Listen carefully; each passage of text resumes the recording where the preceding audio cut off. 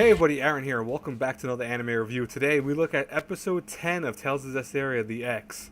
Now, what was really cool about this episode is that there were a lot of nice imagery scenes and there was also a lot of cool elements. We learned about a few more concepts of the world of Tales of Zestiria overall. We see some major enemies and kind of what Soray is going to have to deal with as he becomes more and more powerful as a shepherd. And we also see some new alliances being formed from old past enemies of sorts. Anyways, let's talk about this episode. So, one thing that starts off right at the beginning is that we have Soray and Mikleo purifying the water. Hopefully, what that's going to do is essentially get rid of a lot of the malevolence in the city by making the water pure and clean. So they're doing that essentially. Now, we learn from the Norman attack, where we learn that Normans are one of the things like any other Seraph, but like the Seraphim in general, there has to be for every town Seraphim to protect the town from like essentially a spread of malevolence. You know, if not there protecting the town, it just kind of goes and gets worse and worse as time goes by. We saw the dragon from last week's episode, which in the game it was supposed to be another Norman, but in this story it's going to be one of the I think his name is Rasim or something like that. He's actually a person that fell into malevolence as time went by, which is a big problem with the Seraphim. They don't really talk about it too much here, but as time goes by, the Seraphim can get corrupted like anyone else, and as years pass and thousands and centuries years pass, their corruption grows and grows until they become a creature, or a malbeast essentially. So with that being said, they have to be purified by the shepherd of that century to have any chance of regaining their humanity or their soul. So it's necessary for the shepherd, aka Soray here, to actually make sure he goes from town to town, kind of purifying the malbeast there, in hopes of kind of making sure that there's at least one Seraphim per town. But that's a whole different thing for later on. Now, what they're doing right now is they're setting up in the scene. We're setting up for essentially the cure for the town to kind of get back into the swing of things after all the horrible incidents that happened the last several episodes.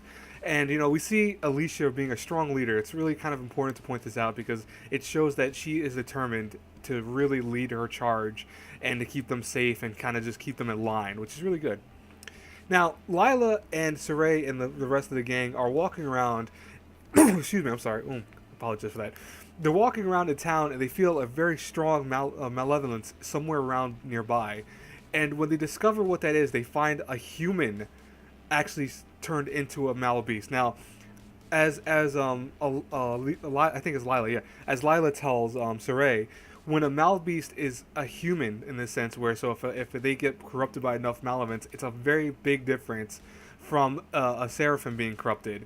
In their case, because it takes a lot more for apparently a human being to be corrupted like this, it will take a lot more out of Soray in the sense that when he attacks him and to purify him, he's going to do what you see is right here. He's going to absorb some of his memories and some of the malevolence that he had in him.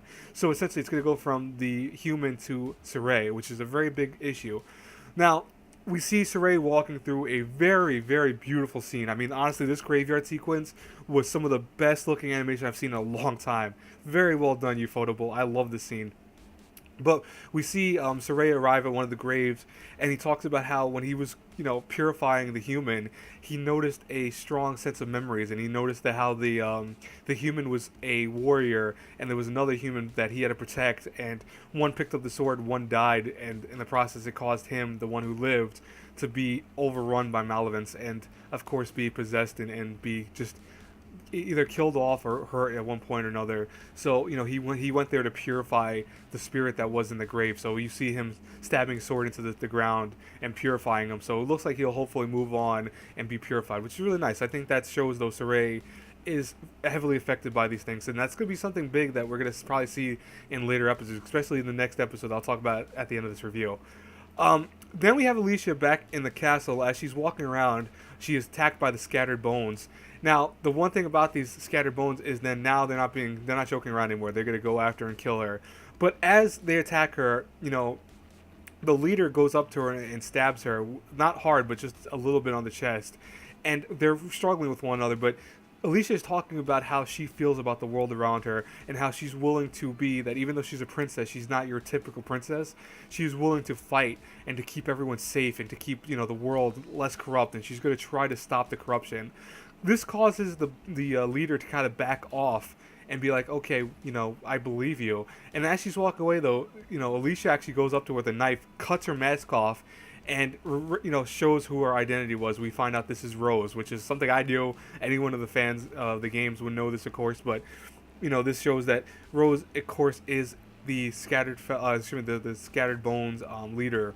So that's very interesting. I mean, that's something that if you didn't know, it's very interesting. I mean, I know a few people's reactions was like, "Oh, wow, I can't believe that happened," but for me, it was like, "Oh, I just couldn't wait till when it happened," because again, they're going out of sequence of a lot of events of the game, but they're doing a good job with it. Overall, I want to talk about that real fast. This is not the game in many ways. There's elements to it. There are elements of the story being there and concepts and stuff like that, but they're not going like blow by blow to make sure it's just a copy of the game. So that's really cool. I appreciate that. Now, I talked about a couple minutes ago, or maybe what, a minute ago, I talked about how next episode is going to be a big episode. That's going to be the Battlefield episode.